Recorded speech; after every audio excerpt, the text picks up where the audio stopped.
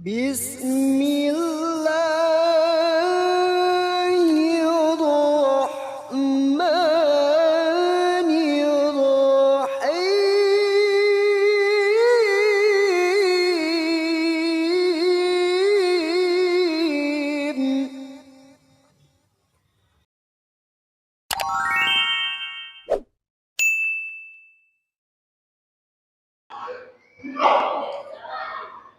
Assalamualaikum warahmatullahi wabarakatuh.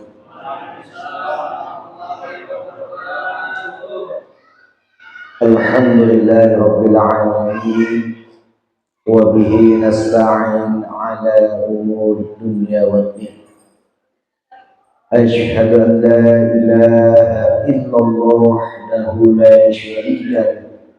Iyyahu na'budu wa iyyahu nasta'in. Wa asyhadu anna sayyidana Muhammadan 'abduhu wa rasuluhu arsalahu rahmatan lil 'alamin. Allahumma shalli wa sallim wa barik 'ala sayyidina Muhammadin wa 'ala alihi wa sahbihi ajma'in, amma ba'd. فقال الله تعالى في كتابه الكريم وهو أصدق القائلين أعوذ بالله السميع العليم من الشيطان الرجيم بسم الله الرحمن الرحيم قل هل يستوي الذين يعلمون والذين لا يعلمون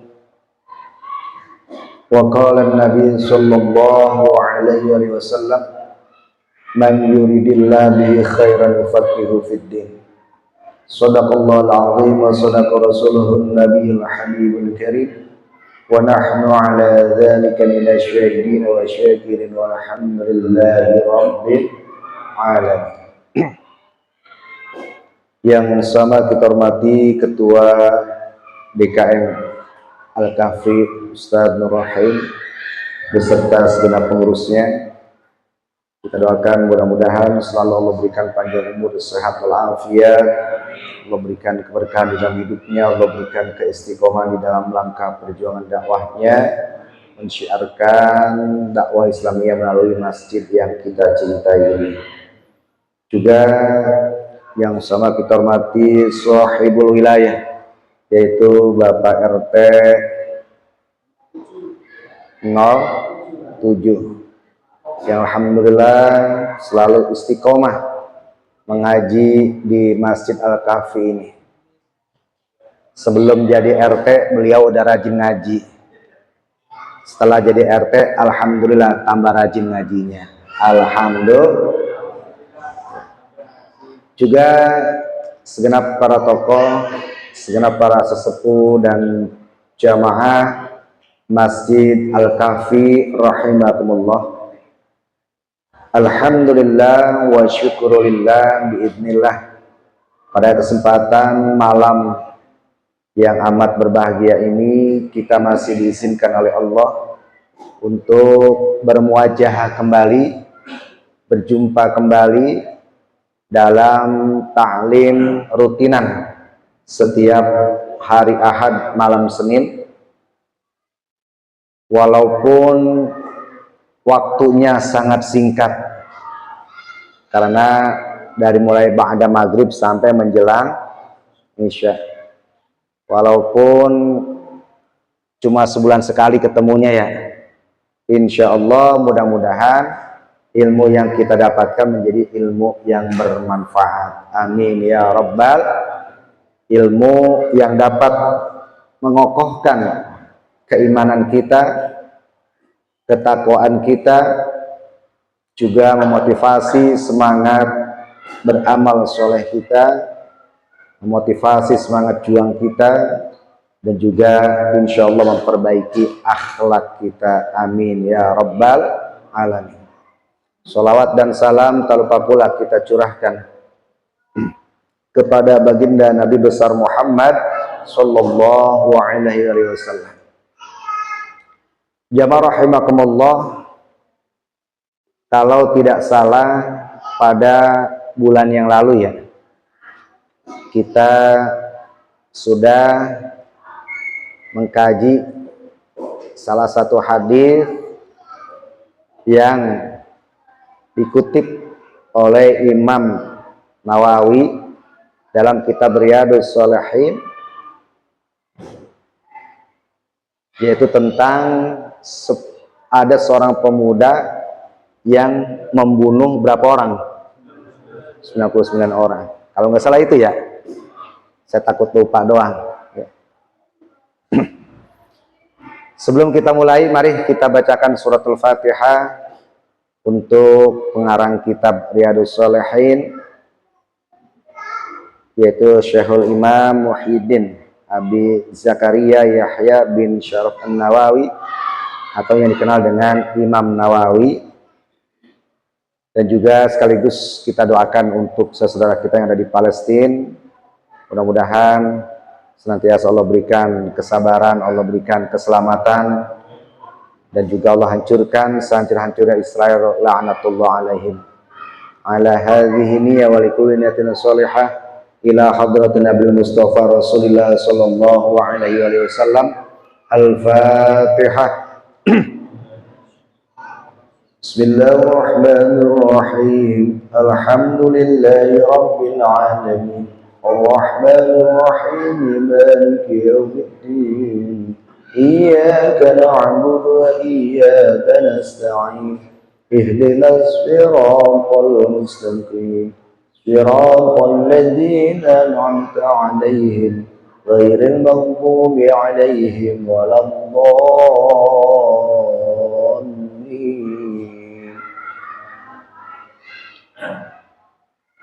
Kitab Riyadhus Shalihin ini kitab tematik. Jadi di dalamnya ada tema per tema, dan setiap tema itu ada ayat-ayat Al-Quran dan hadis-hadis Nabi Shallallahu Alaihi Wasallam yang sesuai dengan temanya. Contoh, babut taubah, bab tentang taubah.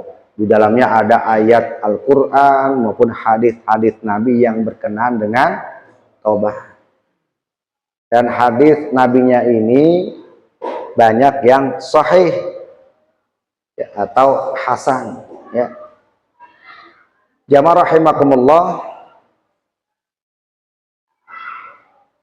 Hadis yang ke-17 dalam kitab Riyadhus Shalihin pada bab taubat. Wa an Abi Hurairah radhiyallahu anhu qala. Dan diriwayatkan dari siapa? Abi Hurairah radhiyallahu an, semoga Allah meridhoinya. Qala, ia berkata, qala Rasulullah sallallahu alaihi wasallam, telah bersabda Rasulullah sallallahu alaihi wasallam, man taba qabla an tatlu'a asy-syamsu min maghribiha taballahu alaihi. Siapa saja yang bertobat sebelum terbit matahari dari barat, maka Allah terima taubatnya. Jamaah rahimakumullah. Hadis ini mengingatkan kepada kita, yang pertama, jangan pernah menunda-nunda taubat. Karena kenapa? Saudara-saudara kita yang meninggal dunia 5 menit yang lalu, itu mereka beranggapan bahwa besok atau lusa masih ada, masih hidup. Disinilah hendaknya menjadi ibrah buat kita. Jangan pernah menunda taubat. Rasulullah Shallallahu Alaihi Wasallam dalam hadis lainnya menegaskan, Ajilu bitaubah qabla maut. Segeralah bertobat sebelum datangnya maut. Ya.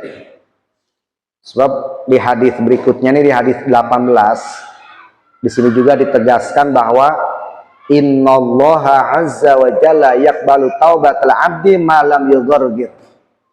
Sesungguhnya Allah azza wa jalla menerima tobat seorang hamba sebelum nafasnya sampai di tenggorokan.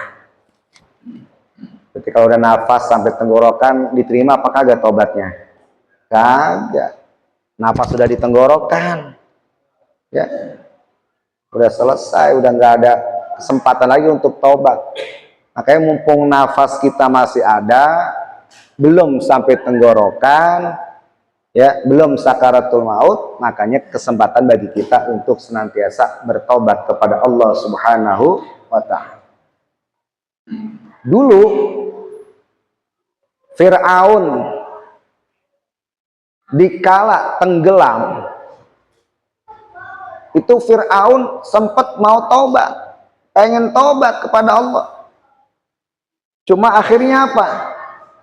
Malaikat Jibril udah gergetan. Itu mulutnya Fir'aun diapain? Sumpel sama tanah. Akhirnya nggak ada kesempatan untuk tobat. Fir'aun, Pak, yang berbuat kezaliman yang sangat besar, saking zalimnya sampai ngaku-ngaku menjadi Tuhan. Ana rabbukumul a'la, saya adalah Tuhan yang paling tinggi. Kata siapa itu? Fir'aun. Fir'aun berbuat kezaliman yang lainnya. Setiap ada bayi laki-laki yang baru dilahirkan, langsung diapain? Dibunuh, dibantai. Saking apa? Saking takut kekuasaannya jangan sampai direbut orang lain. Ya. Berbagai aneka ragam kezaliman yang dilakukan oleh Fir'aun, tetapi begitu Fir'aun tenggelam mau mati, dia sempat mau bertobat, cuma tidak diberikan kesempatan tobat tersebut. Nah, ini memberikan pelajaran bagi kita. Fir'aun saja yang berbuat zalim, udah gitu mau mati mah pengen apa? Apalagi kita yang tidak sampai berbuat zalim seperti Fir'aun. Makanya kan pada hadis-hadis sebelumnya kita diingatkan bahwa Rasulullah Shallallahu Alaihi Wasallam senantiasa bertobat, senantiasa beristighfar sehari tidak kurang dari 100 kali. Di hadis lainnya itu 70 lebih. Ya. Rasulullah yang maksum, yang terpelihara dari dosa, taubatnya nggak kurang dari 100 kali istighfarnya. Apalagi kita umatnya yang senantiasa berbuat dosa. Ya. Makanya setiap habis sholat 5 waktu kita selalu membaca apa itu, Pak? Istighfar, astagfirullahaladzim, astagfirullahaladzim. Jangan ditinggalin itu, Pak. Ya, baca zikir-zikir sehabis sholat. Ya. Allahumma antas wa minkas. Jangan Allahumma lantas jalan. Ini mah habis sholat kayak udah nggak betah di masjid. Ya, langsung buru-buru berangkat. Ya, kita biasakan zikir. Untuk apa? Untuk menghapus dosa-dosa kita. Yang kedua, untuk melembutkan hati kita. Yang ketiga, untuk mendekatkan kita kepada Allah Subhanahu wa Ta'ala. Jadi yang pertama itu, jangan pernah menunda urusan taubat. Dan jangan difahami bicara taubat dikala kita berbuat dosa doang. Jangan disalahpahami, Pak. Oh, kalau begitu, kalau saya kan nggak berbuat dosa nih hari ini, masa sih saya tobat? Jadi tobat itu sepanjang waktu, setiap saat, tidak harus menunggu berbuat. Terkadang kita kan ego ya, saya kagak berbuat dosa, ngapain tobat, ngapain istighfar. Lihat Rasulullah yang nggak pernah berbuat dosa, terpelihara dari dosa, justru malah tobat dan istighfarnya setiap hari. Tuh ya, jadi jangan difahami bicara tobat berarti bicara sesudah berbuat dosa. Bicara tobat adalah setiap saat. Berikutnya dari hadis ini yang bisa kita ambil, ini ada isyarat ilmiah. Ini ada isyarat ilmiah tentang matahari akan terbit dari barat. Ini salah satu tanda apa, Pak? Tanda kiamat itu ada dua macam, ada kiamat sughra, kiamat kecil, ada kiamat kubro, kiamat besar. Kiamat besar, kubro, diantaranya apa? Matahari terbit dari barat. Ini setelah dipelajari oleh para ahli astronomi, kenapa matahari sampai terbit dari barat? Karena ini bumi ini berputar itu semakin lama ya, itu akan semakin lambat, akan semakin melemah perputarannya. Sekarang kita waktu 24 jam, Pak ya, sehari semalam. Itu nanti berapa tahun ke depan ya, wallahu alam ya, itu bisa jadi sehari bisa 40 jam atau 50 jam. Karena kenapa? Perputaran bumi semakin melemah. Yang akhirnya matahari nanti akan terbit dari barat. Ya. Jamaah rahimakumullah, ini merupakan isyarat ilmiah. Bagi kita umat Islam, kita kudu percaya, betul, apa yang disampaikan oleh Allah melalui Al-Quran. Kita harus percaya. Dzalikal kitabul la raib hudal lil Al-Quran itu di dalam tidak ada keraguan sedikit pun. Menjadi petunjuk bagi siapa? Orang-orang yang bertakwa. Jadi inilah yang membedakan tradisi ilmiah versi Islam dengan versi Barat. Ini kan beberapa minggu lalu sempat rame nih ya, yang dialog siapa itu, guru gembul datang ke Robito kalau dia menggunakan tradisi ilmiah versi Barat. Jadi sumber mendapatkan ilmu itu cuma ada dua, Pak, kalau versi Barat. Makanya jangan kaget kalau Barat sekuler. Karena mendapatkan ilmu cuma ada dua. Pertama melalui akal, yang kedua melalui panca indera atau bukti empiris. Berarti kalau ada sesuatu yang tidak masuk akal, yang tidak bisa dibuktikan secara empiris ya, menggunakan panca indera, entah disentuh atau diraba dan lain sebagainya, berarti tidak termasuk ilmu. Itu versi Barat. Saya mau tanya, kita percaya adanya Allah? Percaya nggak, Pak? Waduh, kalau nggak percaya bahaya ini ya. Nah itu, kita percaya adanya Allah ya. Walaupun secara empiris sulit untuk dibuktikan. tapi kita tetap percaya. Makanya dikala kita belajar tauhid itu ada kitab namanya Tijan Darori. Kitab tauhid Tijan Darori itu kita belajar sifat 20. Nah itu wujud, qidam, baqa, mukhalafatul, qiyamu, wahdaniyah, ilmun, basar, kalam, qadiran, aliman, hayyan, sami'an, basiran, mutakaliman. Yang pertama yaitu sifat wujud. Itu dari mulai sifat yang pertama wujud sampai yang terakhir, Pak. Di dalam kitab tersebut bagaimana kita bisa mengimani, mempercayai bahwa Allah itu ada dua dalil yang digunakan. Pertama dalil akli, yang kedua dalil nakli.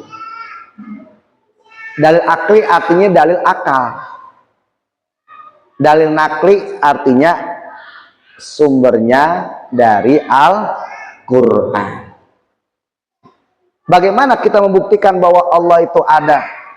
Pertama pakai akal. Makanya di Al-Quran Allah sering berpesan, fa'tabiru ya ulil absar, ya ulil albab. Ya. Jadi supaya Pak akal ini berpikir. Bagaimana kita membuktikan Allah ada pakai akal kita? Ya.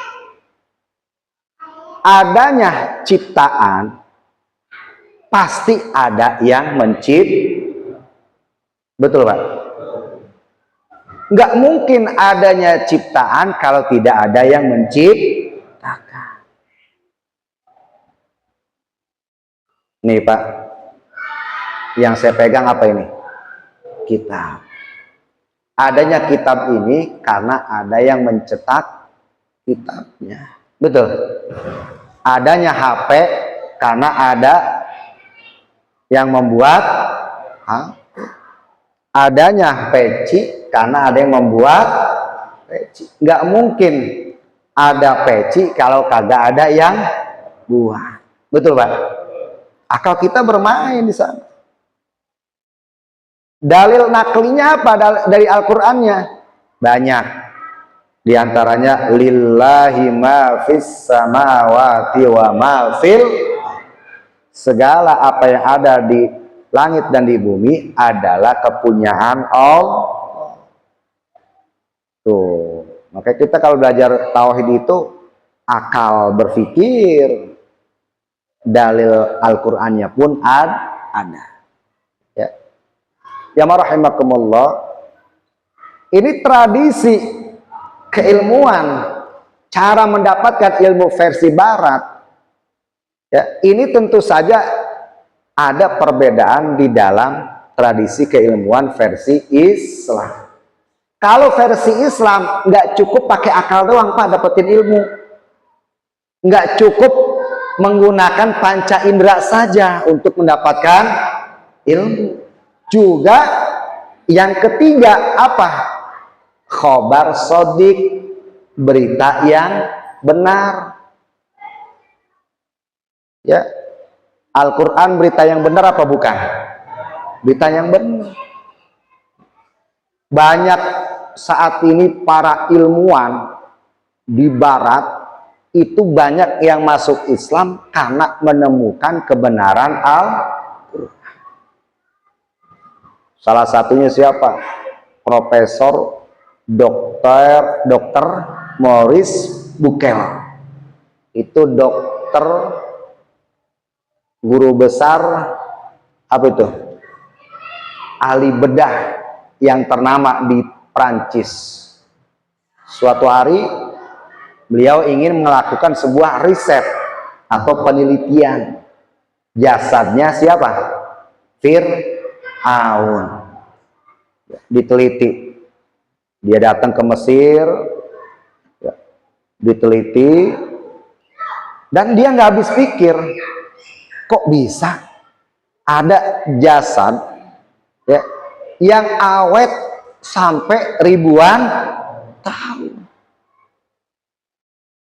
Biasanya Pak ya, di kita kan biasanya kalau ada yang di luar Islam itu kalau meninggal biasanya diawetin dulu kan ya, ada yang 3 hari, ada yang seminggu ya, bahkan sampai ada yang sebulan. Pakai apa tuh biasa diawetin tuh? Formalin ya. Kalau orang Angkal bilang mah dibalsem bahasanya ya. Ya cuma itu tadi, dibalsem, diformalin paling kuat berapa hari ya. Ini jasad Fir'aun kuat awet sampai ribuan tahun. Akhirnya si profesor tersebut nggak habis pikir. Nah suatu hari dia menghadiri seminar ya tentang medis ya, bedah ya. Nah di Saudi Arabia, lalu dia bertanya kepada rekannya dan dikasih tahu sama rekannya bahwa Fir'aun ini awet jasadnya sengaja Allah awetkan. Tuh di Al-Quran surah Yunus ada tuh ya, fal yauma nunajjika ya, pada hari ini kami selamatkan jasadmu supaya menjadi pelajaran bagi umat-umat yang kemudian. Tuh, makanya kalau punya jabatan, punya kekuasaan, jangan sombong, jangan berbuat zalim seperti Fir'aun. Al-Quran itu menceritakan kisah umat-umat terdahulu supaya menjadi pelajaran Pak. Berkenaan dengan harta, ada dulu namanya siapa tuh? Korun ya. Kaya raya ya kan, cuma sombong, pelit ya. Akhirnya apa? Allah binasakan bersama hartanya, ditenggelamkan di dasar bumi ya. Makanya kalau ada yang nemu harta, sebutnya harta apa itu? Harta karun. Nah itu begitu ceritanya tuh ya. Sama punya jabatan, tuh lihat Fir'aun, jangan sampai kayak Fir'aun. Gunakan jabatan itu untuk kemaslahatan agama kita. Gunakan jabatan itu untuk apa? Untuk memakmurkan warga kita ya. Bukan sebaliknya, untuk merusak agama dan untuk menyengsarakan rakyatnya. Jamaah rahimakumullah. Jadi di dalam Islam, tradisi mendapatkan ilmu itu nggak cukup pakai akal doang, nggak cukup pakai panca indera doang, tapi juga ada namanya khobar sodik, berita dari Al-Quran ya, terus dari hadis-hadis Nabi ya. Makanya di barat itu banyak para ilmuwan yang akhirnya masuk Islam karena menemukan kebenaran di dalam Al-Quran maupun kebenaran di dalam hadisnya Nabi Shallallahu Alaihi Wasallam. Lah kalau coba pakai cara seperti di barat Pak, lah rontok semua itu Pak keilmuan di dalam Islam, betul ya. Kita percaya sama Allah harus dibuktikan pakai bukti empiris, harus bisa diraba, harus bisa dirasakan. Waduh ya, lah rontok semua. Kita percaya ada malaikat, percaya ya. Pertanyaannya, malaikat bisa kita lihat? Kagak. Tapi kita percaya malaikat ada, percaya. Karena kenapa? Ilmu yang kita dapat bukan cuma melalui akal doang, bukan melalui panca indera doang, tapi juga melalui Al-Quran. Ini yang membedakan dengan barat. Kita baca Al-Quran, kita sholat ya, kita sholat ruku seperti ini, sujud seperti ini. Kita sholat meniru sholat siapa? Rasulullah Sallallahu Alaihi. Rasulullah pernah berpesan, "Shollu kama ra'aitumuni usolli." Sholatlah kalian sebagaimana kalian melihat aku sholat. Kan kita nggak pernah berjumpa dengan Rasulullah, tapi kita bisa mengikuti sholat seperti Rasulullah. Melalui apa? Jalur periwayatan. Melalui hadis Nabi yang diriwayatkan terus ya. Nah itu. Yang sanadnya jalur apa? Keilmuannya bersambung. Kita taunya dari siapa? Dari para guru kita. Betul. Ya, guru kita taunya dari siapa? Dari gurunya lagi, terus sampai akhirnya ke tabiin terus ke para sahabat terus sampai kepada Rasulullah Shallallahu Alaihi Wasallam. Kalau garis keturunan namanya nasab, kalau garis keilmuan namanya sanad. Sanad, iya sanad bener ya. Nah kita baca Al-Quran. Bismillahirrahmanirrahim. Alhamdulillahi Rabbil Alamin. Terus lagi misalkan ayat yang lain, wadduha wallaili idza saja. Kita baca Al-Quran seperti itu dari mana kita mencontohnya? Kita dapatnya dari guru-guru kita. Terus bersambung.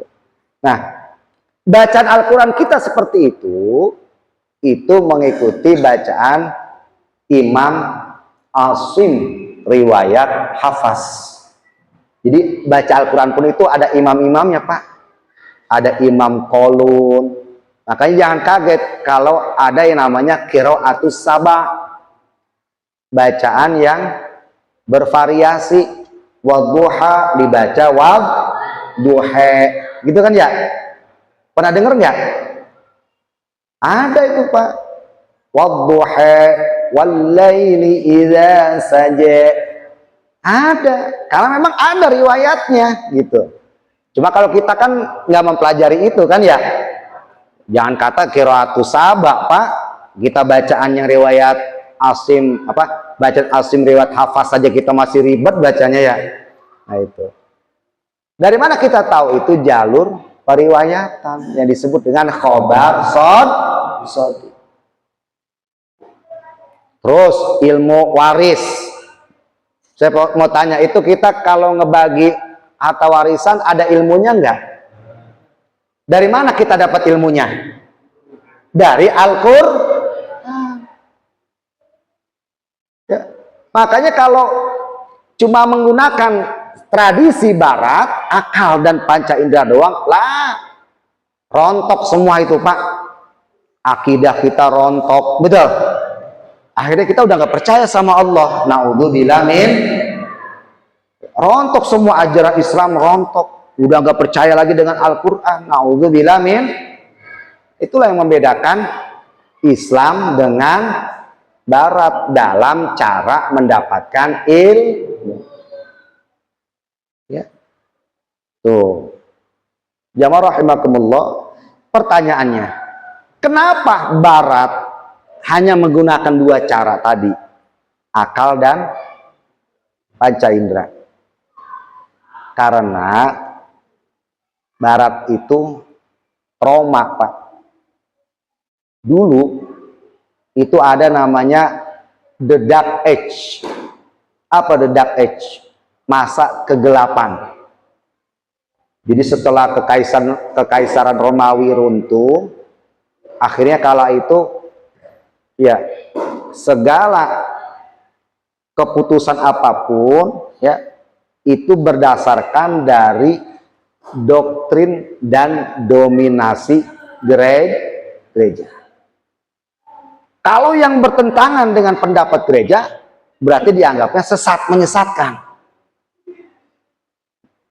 Contoh, dulu ada seorang ilmuwan namanya Galileo Galilea ya. Pernah dengar nggak? Punya teori berdasarkan hasil risetnya bahwa bumi itu bulat, bukannya datar. Sedangkan versi gereja kala itu bumi itu datar. Akhirnya diapain? Tuh. Iya. Berapa banyak para ilmuwan kala itu dibunuh. Karena kenapa? Pendapatnya tidak sesuai dengan pendapat gereja. Ya, ternyata setelah ya masa Renaissance ya, setelah masa kegelapan tersebut, ada masa ya terang kembali di Eropa. Ya, kala itu ya ternyata memang yang benar itu apa? Bumi itu bulat. Tuh. Makanya disitulah Barat trauma. Jadi nggak percaya lagi dengan wahyu. Jadi dapat ilmu udah cukup 2 doang katanya. Masuk akal. Yang kedua bisa dibuktikan dengan secara empiris, diraba, dipegang, ya tuh bisa dilihat dan lain sebagainya. Kalau itu nggak bisa dilakukan berarti bukan ilmu. Nah kalau begitu kita percaya sama Allah, Allah bisa dilihat nggak sama kita? Kagak. Kalau menurut versi Barat rontok nggak tuh? Rontok iman kita ya. Nah itu kita belajar ilmu waris ya. Itu kalau menurut versi Barat rontok nggak tuh? Rontok. Kita belajar fikih rontok nggak? Rontok semua. Na'udzubillah min. Jamaah rahimakumullah. Dari sini kita bisa mengambil hikmah. Kita sebagai umat Islam, yang pertama jangan pernah menunda-nunda urusan taubat. Yang kedua, jangan disalahpahami. Bicara taubat berarti bicara setelah berbuat dosa. Bicara taubat adalah taubat setiap saat. Nggak mesti menunggu berbuat dosa. Berikutnya, kita mendapatkan isyarat ilmiah bahwa sebagai tanda kiamat nanti matahari akan terbit dari barat. Yang ini harus kita yakini. Ya. Kita mendapatkan ilmunya matahari terbit dari barat dari mana tuh? Dari hadis Nabi yang ternyata saat ini dibenarkan oleh para ahli Alhamdulillah, berarti namanya khobar sodik, berita yang benar. Dan itulah yang membedakan tradisi cara mendapatkan ilmu versi Barat dengan versi Islam. Versi Barat berapa Pak cara mendapatkan ilmu? Berapa Pak? 2, iya. Saya begini sengaja. Tersebut 5 lagi. Ya. Berapa Pak? 2. Apa yang pertama? Yang kedua? Panca indera. Kalau menurut Islam berapa? 3. Yang pertama? Yang kedua? Panca indera. Yang ketiga khobar sodik, berita yang benar. Insya Allah lulus semua jadi sarjana ini. Ini pelajaran kuliah ini. Ya, alhamdulillah. Baik, itu saja yang dapat saya sampaikan ya. Singkat, mudah-mudahan bermanfaat. Barangkali kalau ada yang mau ditanyain ya silakan. Yang bisa saya jawab, nggak bisa saya PR-in. Gitu aja ya. Silakan kalau ada yang mau ditanyakan. Sekarang Bapak yang bertanya seputar taubat atau di luar tema pada malam ini, silakan.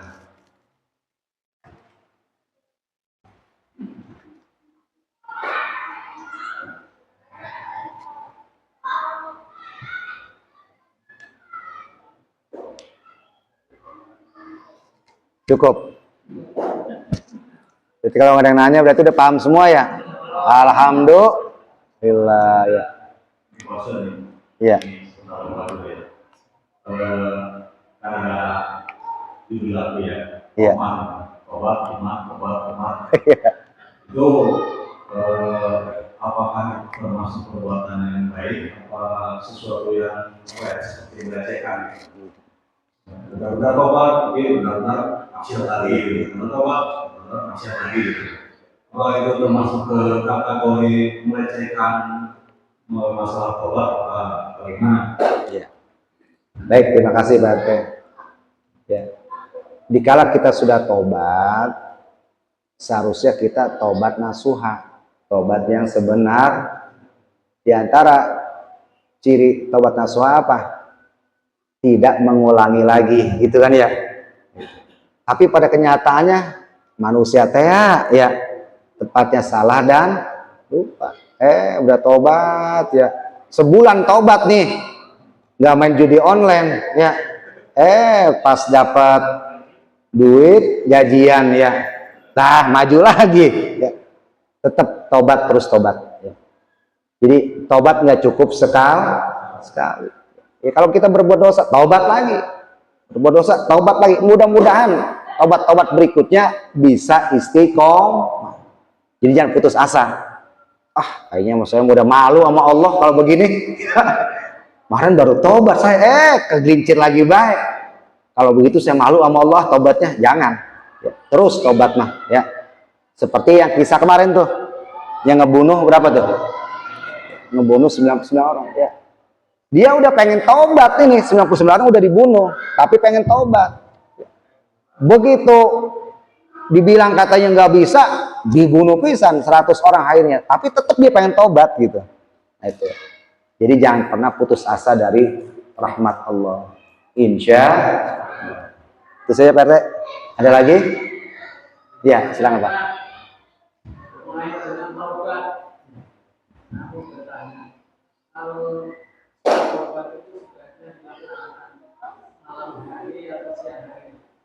Sholat sunat taubat, ya.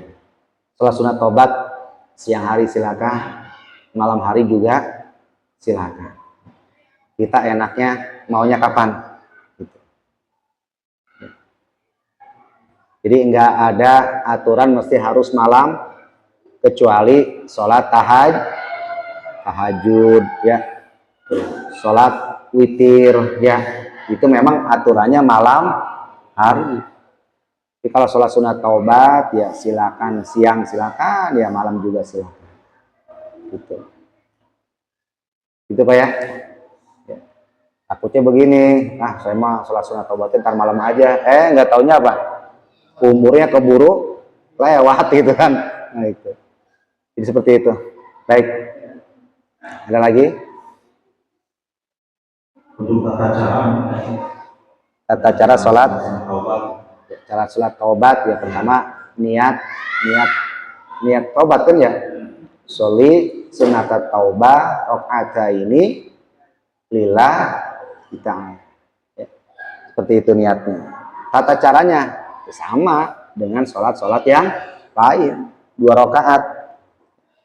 Habis sholat habis baca Fatihah, terus kita baca apa Ustaz?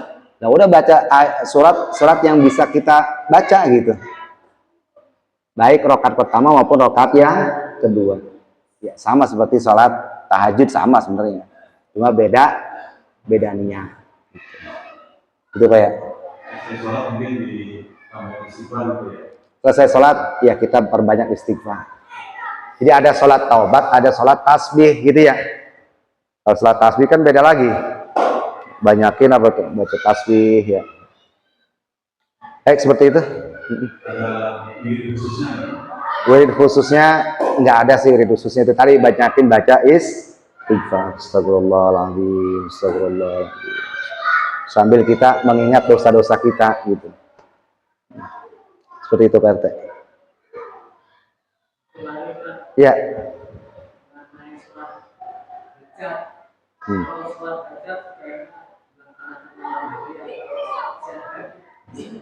Malam hari atau siang hari? Kalau kata saya sama seperti salat taubat tadi. Mau malam hari silahkan, mau siang hari silahkan. Jadi memang ada sholat yang ada waktunya seperti sholat duha. Sholat duha kan ada batas waktunya ya. Jangan sampai memasuki waktu zuhur kan gitu ya. Kalau sesudah zuhur berarti ada waktu sholat duha nggak itu? Nggak ada.